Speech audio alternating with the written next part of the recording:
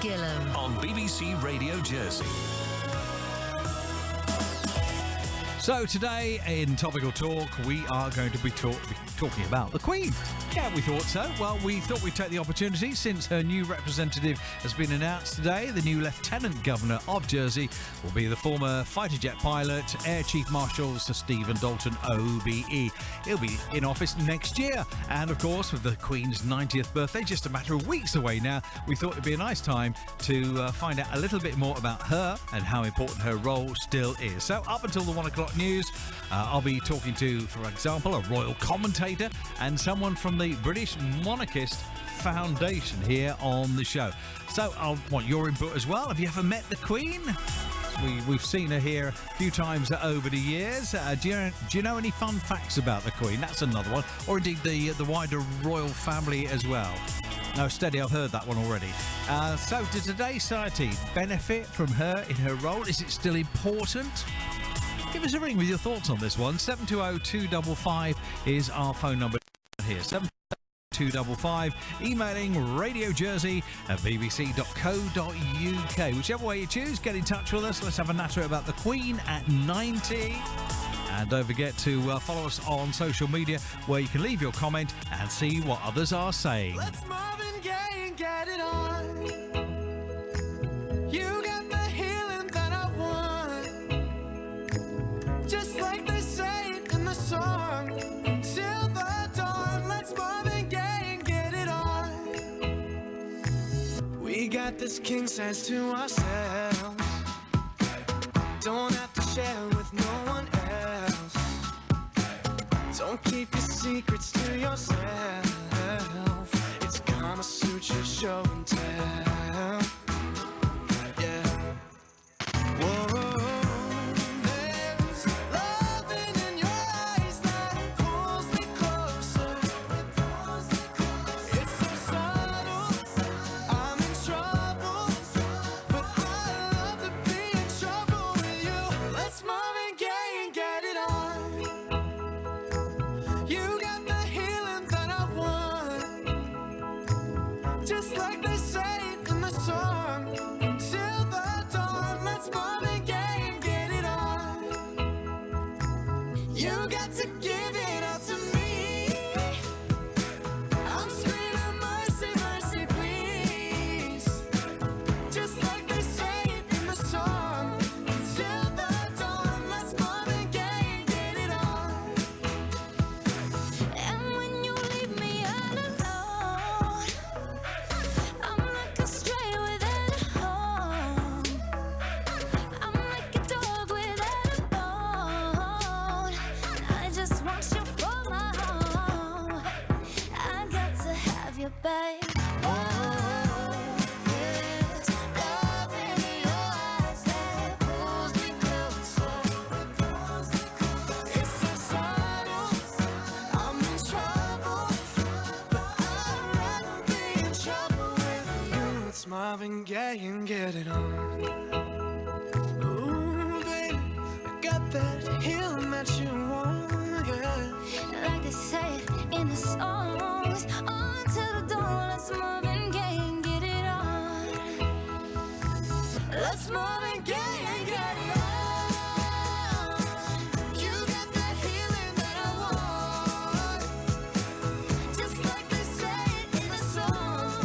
Till the dawn, let's Marvin Gaye and get it on, babe. You got to give it up to me. I'm screaming mercy, mercy, please. Just like they say it in the song. Till the dawn, let's Marvin Gaye and get it on. Just like they say it in the song. Till the dawn, let's Marvin Gaye and get it on. Ooh, Charlie Puth and Meghan Trainor, and that one's called Marvin Gaye. So we're going to talk about the Queen. Let's talk about royalty in this hour of the show. Soon, Her Majesty will be celebrating her 90th birthday. Imagine imagine that? 90 years of age, and she's still going strong. And when at her coronation, well, she said at her coronation she would dedicate her whole life in the service of her people. And that's exactly what she's done. And she's done it in style as well, because cast your minds back last year. On the 9th of September last year, she became the longest reigning monarch ever in British history. She passed the record set by her great-great-grandmother, Queen Victoria.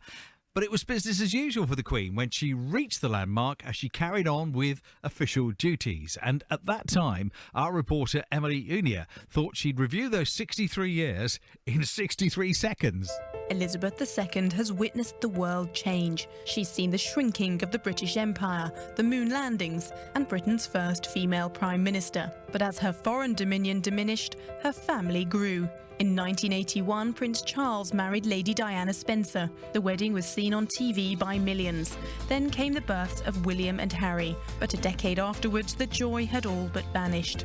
The Queen described 1992 as her annus horribilis. A divorce and 2 separations among her children and a fire at Windsor Castle were the cause of her woes. Over the decades, the Queen survived shots fired at her during a trooping of the colour and an intruder in her bedroom at Buckingham Palace. But it was the death of Princess Diana in 1997 that turned the royal family upside down. Since then, the popularity of the monarchy has risen again.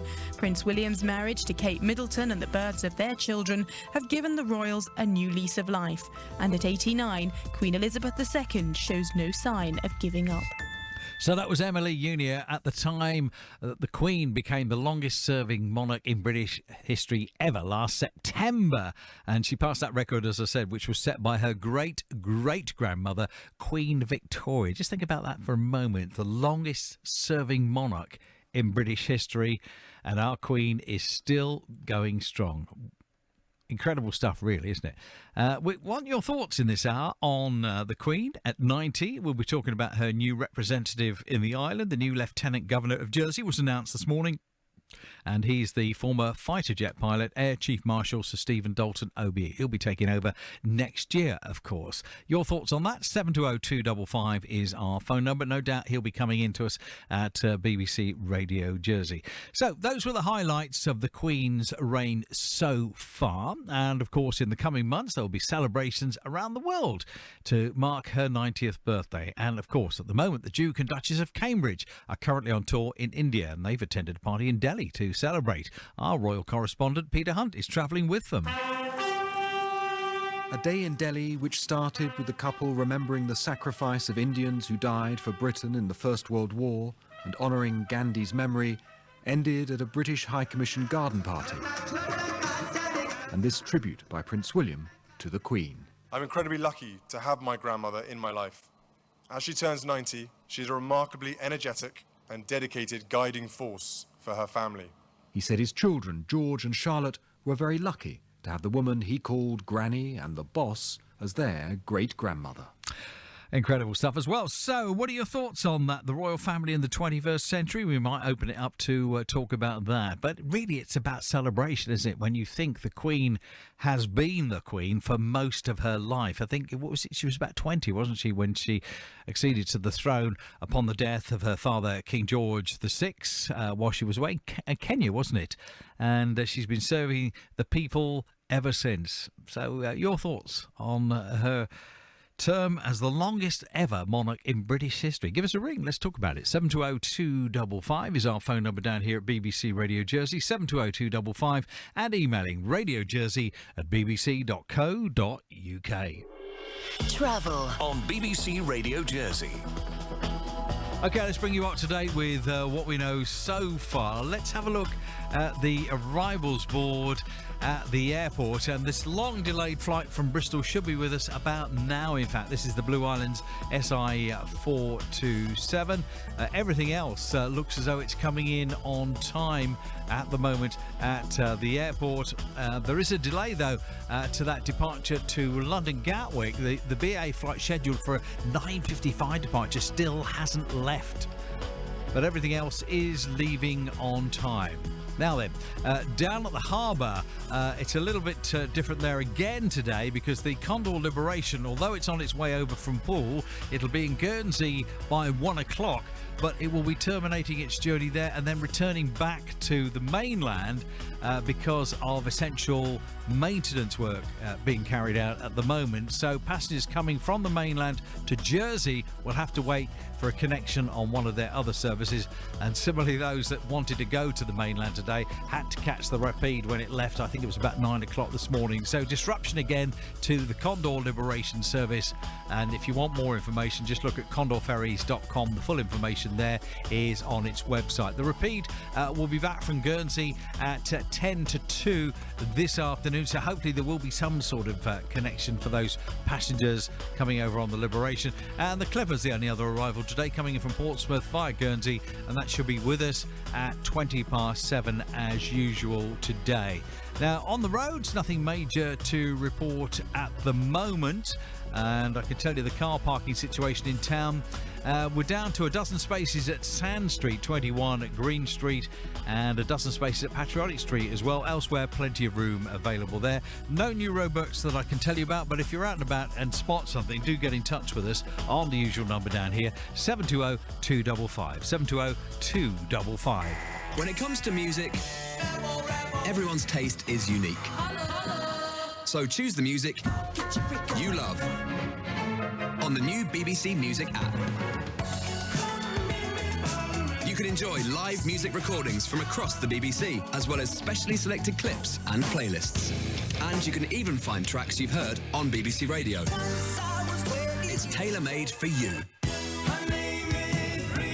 BBC Music just got personal. To find out more, go to bbc.co.uk/music.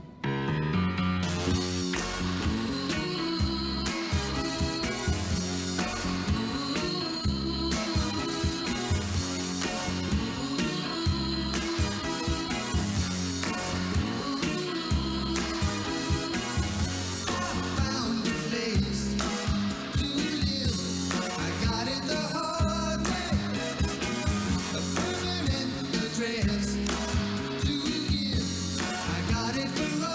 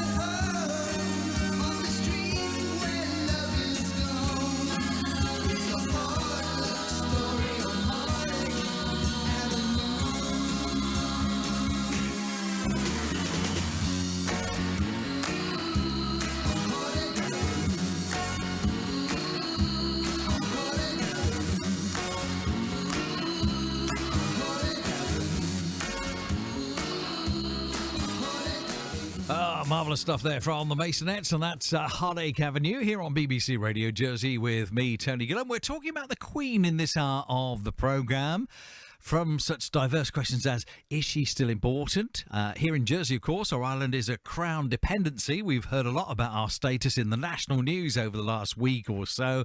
And, of course, we have a hand-chosen representative, the Lieutenant Governor, living on the island. Well, the British Monarchist Society and Foundation is a group of people who, and I quote here, support tradition, promote heritage, defend the Crown and embrace charity. And Thomas Mace-Archer-Mills is the chairman, and he's on the line now. Afternoon to you. Yes, good afternoon. Thank you very much for having me today. I've got to say, that's a marvellous name you have there. Well, it's not so marvellous when you're in primary school, trust me. So what do people call you then? Just Thomas. Oh, right. But Mace... It's just simple, name. How did you end up with those names, though? Because that's intriguing. Well, it's just family. You put it all together. Oh. They all like their individuality, so it's a bit unfair on the younger generations, but what do we do? So the British Monarchist Foundation, are you a collection of what we might call posh people, then? Posh people? No, there's not many posh people. We're a conglomeration, really, of everyone, not only through the United Kingdom, but we're worldwide. We have 30,000 subscribers. And I would say that Americans rival the amount of members that we have in the United Kingdom. So why do you think that is? Why do the Americans want to be in on the action? I think they're jealous. That's a great answer. So tell me about your society. What do you actually do? Well, we undertake education mostly. We work with parliamentarians, lords, several different businesses such as royal warrant holders to promote not just the idea of monarchy, but the value of monarchy and why it's still important in a 21st century British state. And why is it still important then? Well, we look at the unity factor. We look at the protection against an overzealous House of Commons and political policy lawmakers that really want to attain the highest spot in the land, where they can be a president or, in a sense, a king who was elected that will be their phrase timed in office is pretty much what we call it. So they will live, excuse the wording, high on the hog for 4, 5, 8 years, however long, and then they get to retire with all sorts of benefits. Whereas when we look at our Queen, who doesn't get to retire, does she really get benefit when she's up so early in the morning, up pretty much all hours of the night, and she is a dedicated servant to her people and to her country. I was mentioning that earlier because I think it was at her coronation she said she intended, didn't she, to dedicate the rest of her life to her people, and she's certainly done that. Oh, yes, she has, and it comes off of her 21st birthday speech from Cape Town, South Africa, where she actually dedicated her entire life service, not just to the people of the United Kingdom, but to the great imperial family of which we belong. And at that time, it was the remnants of empire and the formation of the Commonwealth. So it's not just the Crown Dependencies, it's not the Channel Islands and Great Britain. It is 16 realms in total and 53 nation-states within the Commonwealth that she is giving service to every day of her life. It's amazing, really, what she's achieved, the longest reigning monarch ever in British history. Most people, by the time they get to, say, 60, have had enough and want to start slowing down a bit. Get to 70, and yet you really want to start slowing down. You get to 80, and you're lying down, I guess, for most of the day. I'm stereotyping here a little bit, of course. And you get to 90. Wow. I mean, she is a truly remarkable woman, isn't she? She is. But there hasn't been, I think, a year that's gone by where more and more people, especially young people, are not recognizing that fact. This is a woman who has been the only sovereign I've known, whereas my grandfather has known 4 in his life in total. So when we look at younger people that are seeing this bit of dedication, this bit of respect, of self-accountability, and the Queen is a very self-accountable woman. Now, for as much as we want to sing praises and say the Queen is the best of everything, there will be people, of course, different factions of society that will disagree with us. And it is something that we also like to combat and challenge with the society and say, if we didn't have the Queen and we were to replace her with an elective head of state, how would that turn out for us? When we look at the continental governments, such as Italy, such as Germany, such as France, and we look at France as being the highest cost government on the continent, to the tune of over 200 million euros to run the Élysée Palace, when the Queen cost us 33.5 million. Well, put in that context, it's incredibly good value, isn't it, really? Exactly. And then when we look at the Crown Estate, which I think is very important, especially for the people of Jersey, because, of course, Jersey being a Crown dependency, the Crown Estate is all over. The Crown Estate owns this, it owns that, it owns the seabed, it owns the reefs. And it was I think just in 2015, that the Queen said, you know what? The Crown Estate has X, Y, Z. The people of Jersey need something. Of course, they're looking for ways to advance, or looking for money to do what they need to do socially, economically, financially.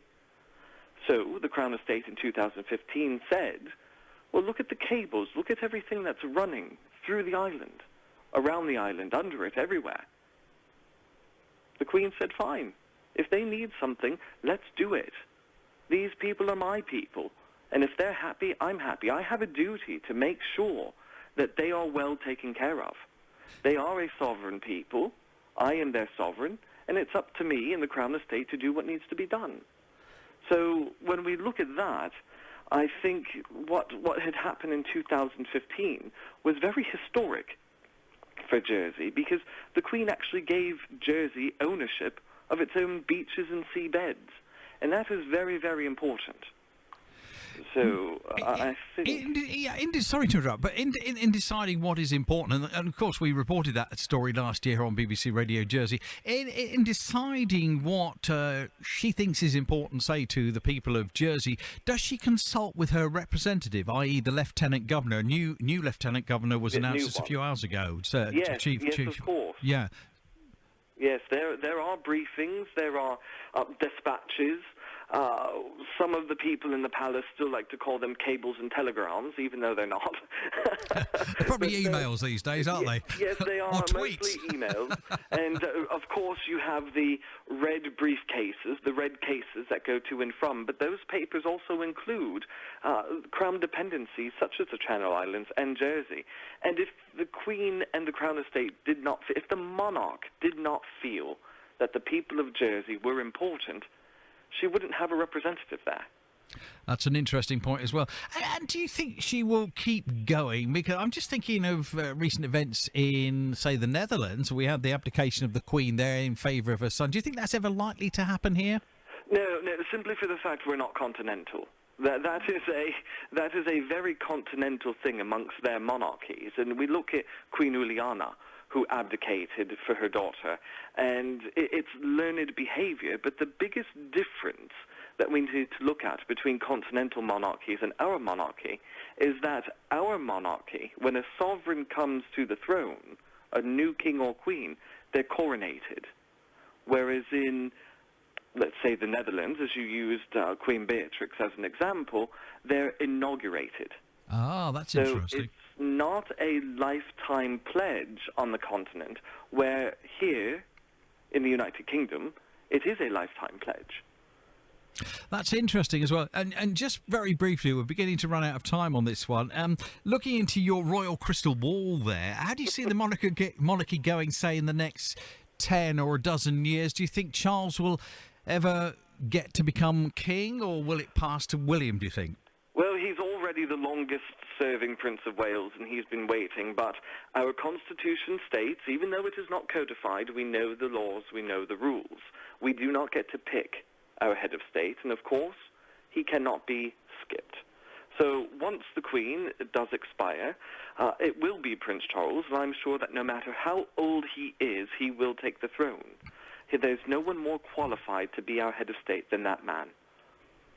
OK, we have to move on, but fascinating talking to you. I take it you must have met Her Majesty a few times over the years then? Yes, I have. I've been very fortunate to have tea with Her Majesty at Buckingham Palace, And, of course, during every big celebration there's a little glimpse of her here and there. So, but don't worry, it's not on my diary every year to see her or to have Queen with her, to have tea. So, well, if next time perhaps you could mention my knighthood, because it still hasn't come through.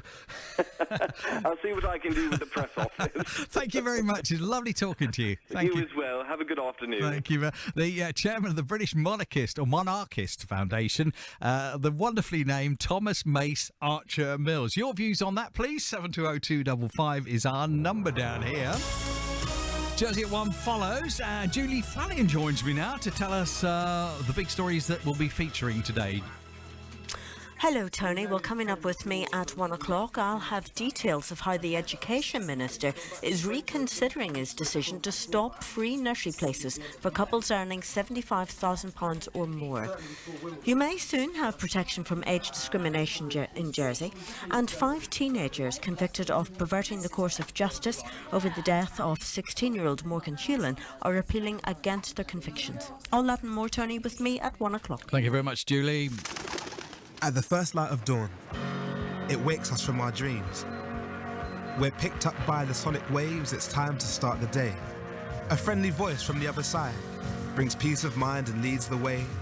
The coffee's in our morning cup, now we've just got to turn it up. Wake up to BBC Radio Jersey with the alarm clock in the BBC iPlayer radio app. BBC Radio Jersey, turn it up. Tony Gillham on BBC Radio Jersey. So we're talking about the monarchy, talking about the Queen today. 720255 if you want to have a chat with us. Love to hear from you, by the way. 720255.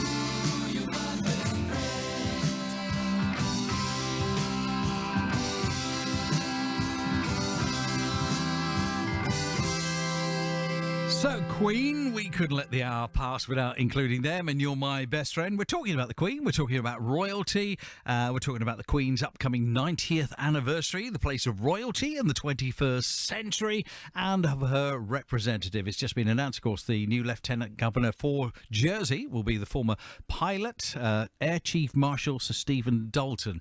OBE. And we were talking to Thomas Mace-Archer-Mills, chairman of the British Monarchist Association Foundation, just before the update with Julie Flanagan there. And Emma's just joined me in the studio. She's part of the team here on this show. We've learned that Prince Charles will not be skipped. I think that's what he said, Emma. Very, very serious, that. It's a great line, though, isn't it? You heard it first on this show. Anyways, we've got the phone lines open, 720-255. That's the number on which to ring, 720-255. You can email Radio Jersey at bbc.co.uk. As we heard from Julie there in the headlines, we will be welcoming a new Lieutenant Governor to the island. Emma's joined me in the studio. You've been looking at this, haven't you, Emma? So who's our current Lieutenant Governor? Well, the current Lieutenant Governor is His Excellency General Sir John McCall, KCB. There's lots of letters coming here. Yeah, right. So you've got KCB, CBE, DSO. Mm-hmm. Yeah, so he was sworn in as the Lieutenant Governor of Jersey on the 26th of September 2011.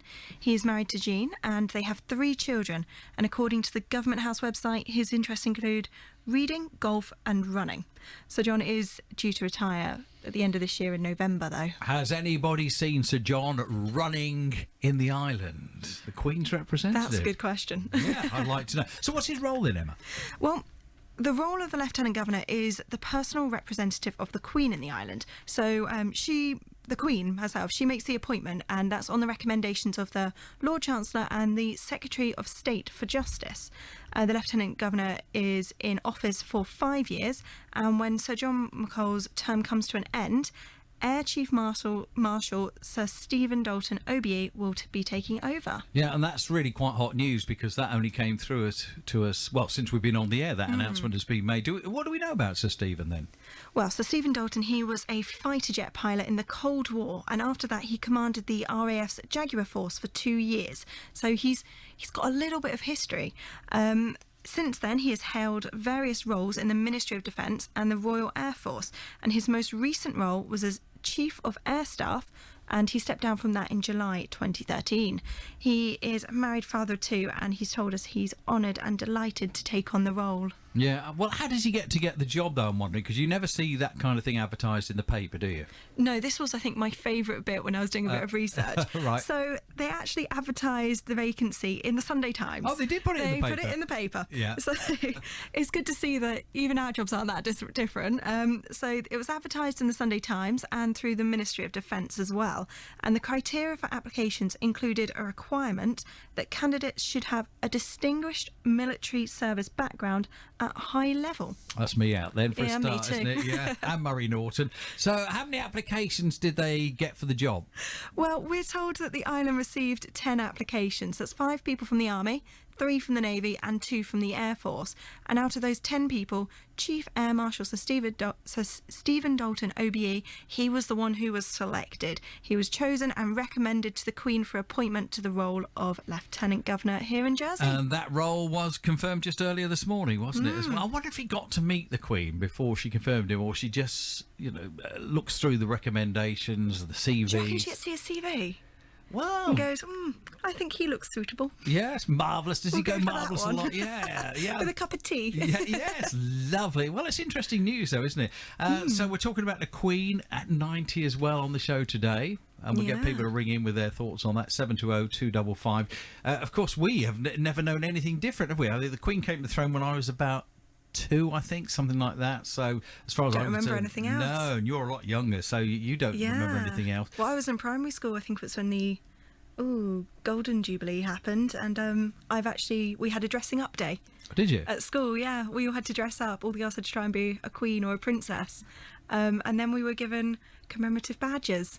And I've still got mine at home somewhere. Yeah. Little crown on it. They're really heavy coins. Yeah. My mum had, in the days when people used to have glass cabinets to display their special cups and cutlery, anything special. She had some cups that were given to us as school children, mugs really they were. That would probably be back in the 50s. I'll have to ask her. Oh, really? Yeah, she's probably still got them though, my mum, because she never throws anything out. Well, I found a notebook at home a few years back. We were moving house, and it was my mum had made kind of a scrapbook of the Queen and Prince Diana and all their big moments and dresses they'd worn in the papers and everything, and comments and everything that were made by people. I was reading through it going, wow, this is older than me. Yeah, it's fantastic. I think when my Layla was at school, she got a special coin. I think she was at primary school on the last Jubilee, not the one in 2012. That sounds like... Yeah, there was some sort of medal. Yeah. She was listening in earlier. Perhaps she'll ring us and tell us what that was. But yeah, we've all got some sort of keepsake, it seems, from special anniversary by the Queen. What an incredible person she is as well. I kept telling you, didn't I? We kept bumping into her at Chelsea. It was so You've told me many stories about this, Tony. It was just so odd, you know, that I don't know whether it was... It must have been, because when you go to the press day at Chelsea... I might have this wrong, but this is definitely fact. When you go to the press day at Chelsea, you're allowed to be on the grounds up until a certain point in time. And I think it's late afternoon, 4 or 5 o'clock in the afternoon. Then they get ready for the big celebrity influx and have a celebrity launch in the evening. And usually, if you've been invited to the press day, you don't get invited to the celebrity bit. I think you have to pay. I think they raise money for charity. However, this particular time we were still there clearing up, and nobody was questioning us or anything like that, and we just saw the Queen going round and round. Every time we moved around somewhere else, there was Her Majesty. She was following you, Tony. I think she probably was. She didn't ask for an autograph. She's a fan of Gillham Gold, that's it. So I've heard. Well, thanks for that, Emma. We're talking about the royalty, we're talking about the Queen at 90, we're talking about her new representative in the island, the new Lieutenant Governor. Your thoughts, please, on the Queen. Wonderful achievement, or perhaps you don't really think much of the royal family. Give us a ring, whichever side of the fence you sit, 720-255. Well, if you like a tipple and are a fan of royalty, you'll be glad to know that there's an excuse to party into the early hours in June to celebrate the Queen's official 90th birthday, because it's being proposed that pubs will be allowed to stay open until 1 a.m. Oh, I hope not the one down the road from us, because it's quite noisy at the best of times. Anyway, the temporary amendment to the local licensing law would allow pubs and bars to continue serving customers until 1 o'clock on the evenings of Friday the 10th and Saturday the 11th. Well, it's the weekend. That's all right then, is it? This will bring Jersey in line with England and Wales, where the same temporary extension has already been adopted. So what do the pubs think of the idea? Well, Mark Crowther of the Liberation Group caught up with Sarah Bailey in our drive time show yesterday and she started by asking him if he welcomed the idea of this temporary longer opening hours. Yeah, I think it's great news, really. It's always good to have something to celebrate, and the Queen's 90th is certainly something to celebrate. So we're very supportive. Obviously, we saw that it had been granted in the UK, and it's fantastic that it's been supported in Jersey as well. Do you think it's something that the majority of pubs would actually do, or is it something that's going to cost more money in the long run in terms of staff wages and the like? I'd hope that for the weekend pubs will get behind it. I mean, interestingly, the Saturday actually is the same date as our brewery's 145th birthday, so the Queen's in good company there. And you've also got, obviously, England playing Russia, along with, I think, Wales and some of the other football going on with the Euro 2016 that day as well. So I think there will be a lot of interest, particularly on the Friday and the Saturday. Yeah, cause for celebration for a lot of people there as well, even if they're not wanting to celebrate the Queen's birthday. And how much more money would being able to open that late likely make pubs might likely make from doing that?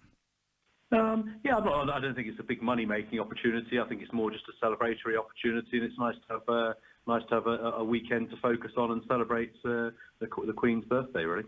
Do you think there might be, some people might be perhaps concerned that there'll be more trouble if the pubs open later? What would you say to that? No, I don't think it's about this is anything to do with more trouble or trouble being caused by it. If you remember the Golden Jubilee a couple of years ago, the same happened. I don't believe there are any particular issues there. So I think it's a very positive thing, and I think people enjoy it in the manner to which hopefully they were intended. Is it something that you get more calls for, perhaps, from the people that you speak to, from the people that come into your pubs? Do you get many people asking if the pubs ever think about opening later or want them to open later? Yeah, I think people are a bit more relaxed about drinking times, and actually with our recently opened site on the square in the centre of St Helier, that's open till 1 o'clock now, and I think people have welcomed that, and it certainly hasn't caused any issues at all. I think it's just with people having a more relaxed, informal environment to drink in the on-trade in pubs and restaurants. Well, it certainly sounds like something that would be quite good for Jersey's and to, as well to celebrate as well, join the rest of the UK and celebrate as well. Absolutely. No, we're thoroughly behind it. So thank you to the politicians for granting it. Well, the thoughts there of Mark Crowther of the Liberation Group. They, of course, run a number of pubs here in Jersey, talking to Sarah Bailey on the Drive Show yesterday afternoon about the proposed later opening times to celebrate the Queen's 90th birthday, which, of course, comes up in June, isn't it? Right. Well, that's good news for those like a Tibble and want to celebrate in that way. Now, we're going to talk to one of those people who talk about the royals, royal commentator, the people who discuss the issues. They stand outside Buckingham Palace in all sorts of weather to commentate. And my next guest, Richard Fitzwilliams, is one of those people. Richard, you're no stranger to Jersey, are you? Indeed not. I was, when I was editor of the International Who's Who, which was a standard work of its sort, I was also film critic for Radio Jersey in the period in the 1990s. I remember it very, very fondly. I still do film reviews every week and also radio and television on film awards. Oh, wow. So how do you become a royal commentator? That's an intriguing job, but I've often wondered how you actually get that kind of role. Well, how you would get the role in my case, I mean, when I was a child, I had, this was I was born in Cape Town, South Africa, and above my bed was a picture of the Queen in the iconic pose when she was on Burmese, riding side saddle in Trooping the Colour.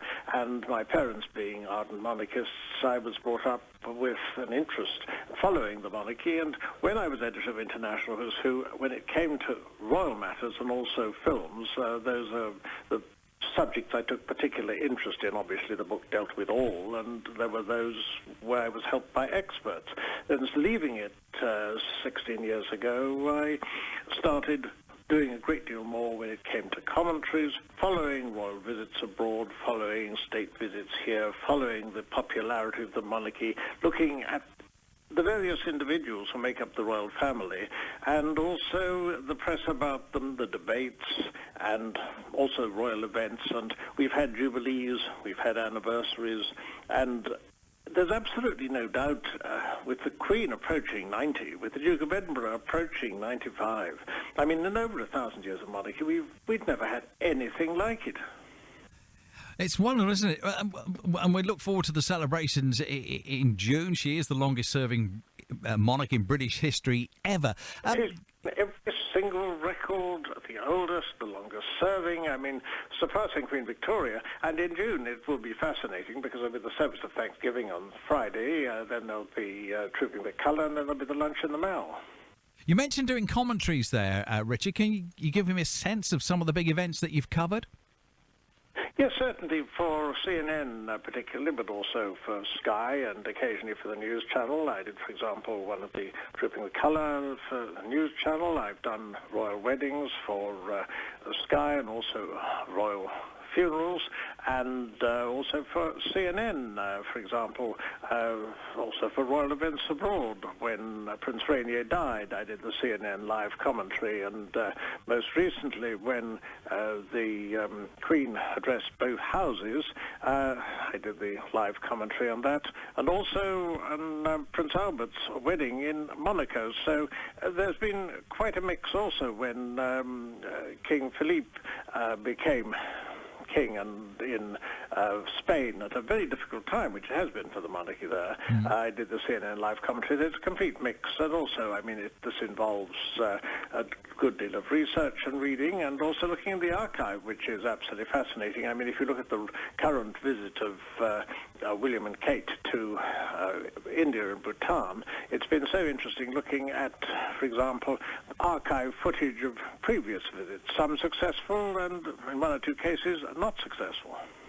And one thing that fascinates me when I hear people like you doing a commentary, a royal commentary on maybe a state visit somewhere, or maybe receiving state visitors to the UK, is how you come up with all the facts and the figures and even remember the names of the people that perhaps the Queen is being presented to. How do you do that?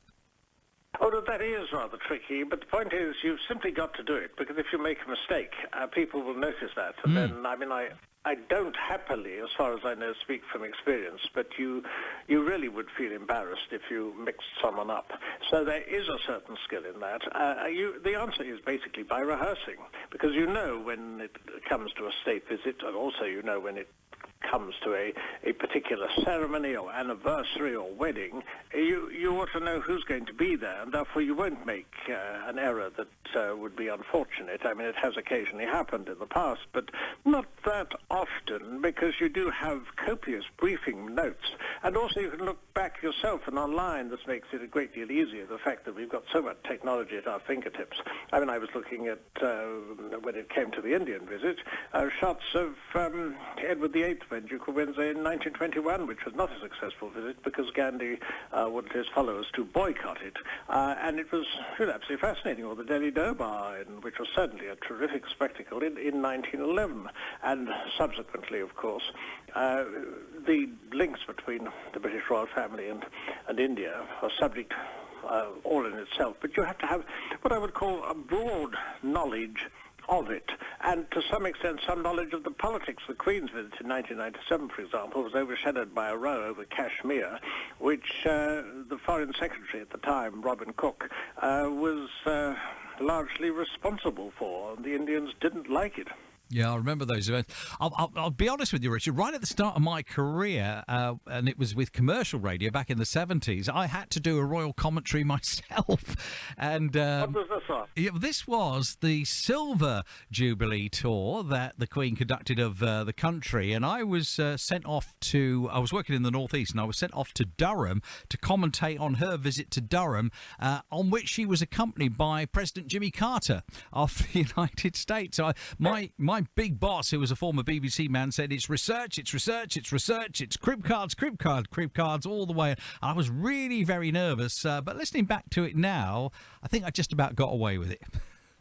Yes, it's interesting that you can occasionally be nervous, but when you look at your performance afterwards, because you could record it in those days on VHS, of course, and then subsequently now on DVD, you find that if you stammer slightly or slip over a word, whereas to you it is important, to the listeners probably not at all, though it does vary, and of course you don't want to say anything silly.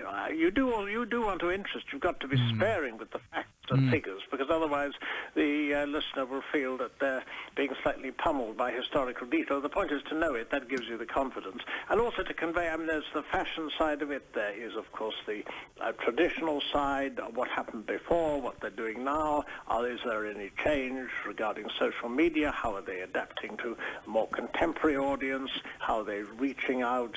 And also, what is the history of whatever building it's in, or whatever jubilee, what is the background, and so on. It is absolutely fascinating. And what is so significant, I think, is that we do have the world's highest profile royal family, and it does have so many benefits to charity, to British exports, and to tourism, as well as the fact that the monarchy is such an important, I think, symbol of national unity. I mean, there's no doubt, though, that there have been ups and downs, as with any institution. OK, Richard, we have to move on. Thank you very much for joining us. We must spend a bit more time with you at some point in the future. We'll get you back on the show if you'd like to do that. Yes, I would love to. Thank you very much. Richard Fitzwilliams, no stranger to the airways here on BBC Radio Jersey. So we have been talking about the Queen, her upcoming 90th birthday, her long service, her record-breaking service to all of her people wherever they are. We also asked you right at the start of the show if you've ever met the Queen. Well, Stephen in Trinity's given us a ring. Afternoon to you, Stephen. Good afternoon to you, Tony. Right. Well, what's your story then? Well, it goes back a long way to when I was just very young in Kenya. Mark, you remember it was Kenya in those days, not Kenya as it is now. Yeah. Just a youngster, about 10 years old at primary school, and the Princess Elizabeth and her husband were due to come to Nairobi, and we were made to dress in our finest school uniform, little grey shorts, and a felt hat, which was we had to wear in those days. And we were all bussed up to the airport, Mbagazi Airport. We stood in rows, school after school after school, waving little Union Jacks as Princess Elizabeth arrived. All very well organised. and cheering and happy. And then a day or two later, we were suddenly called out of the classroom, as we were, and we were bussed back up to the airport again. And lo and behold, she was no longer Princess Elizabeth, she was Queen Elizabeth. Oh, wow. So we saw her again, waving and cheering. I think we were perhaps a little less organised at that stage. Yeah.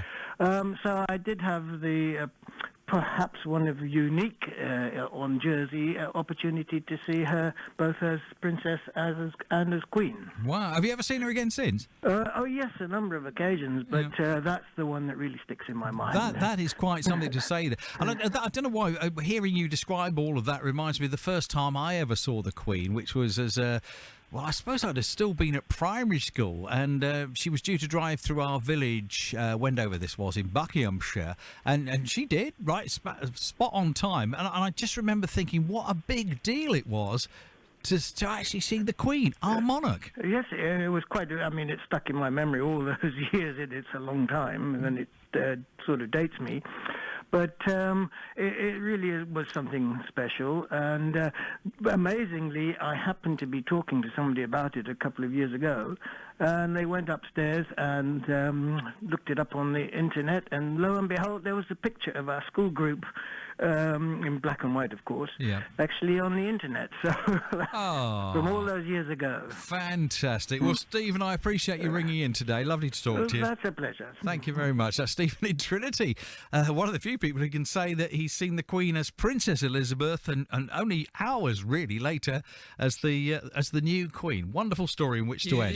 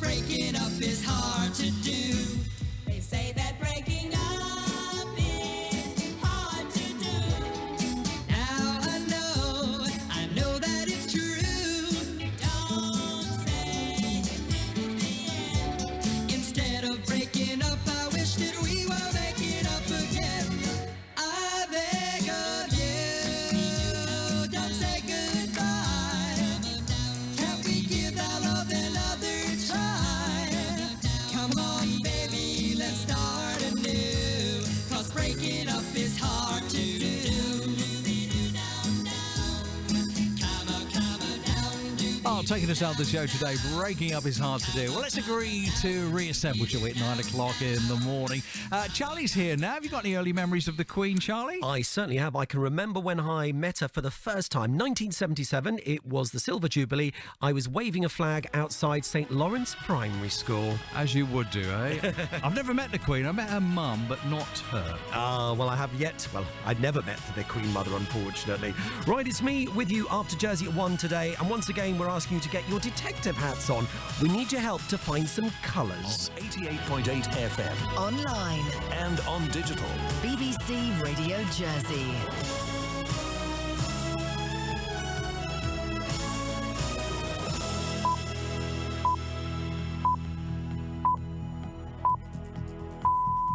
It's 1 o'clock. I'm Julie Flanagan, and this is Jersey at 1, the headlines.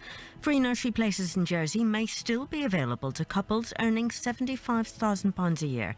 He may soon have protection from age discrimination in Jersey, and 5 teenagers convicted of perverting the course of justice over the death of 16-year-old Morgan Hewlin are appealing against their convictions.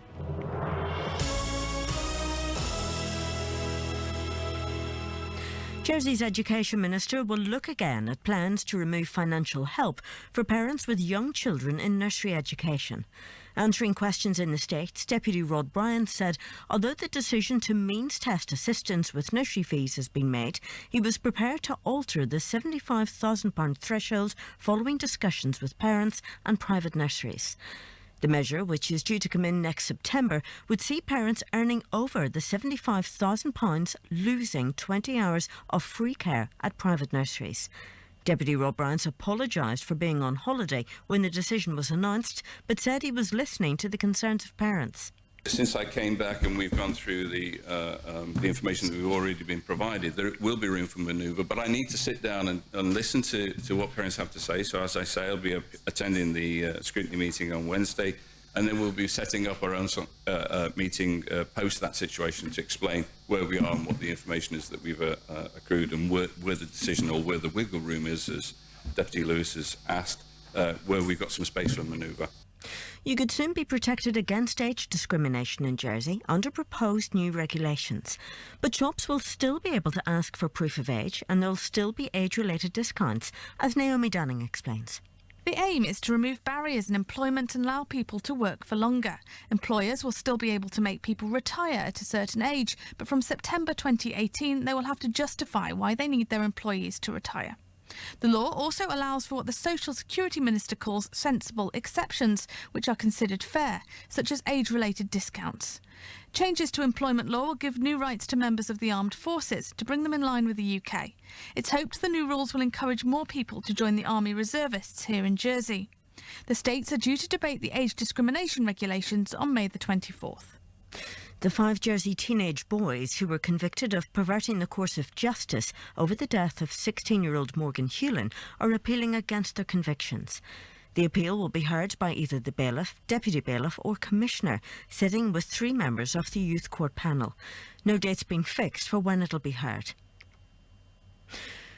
Belgian prosecutors have charged 2 men in connection with last month's attacks on Brussels airport and the metro system. From Brussels, here's Damien Grammaticus. The 2 men who've now been charged with terror offences, including belonging to a terrorist organisation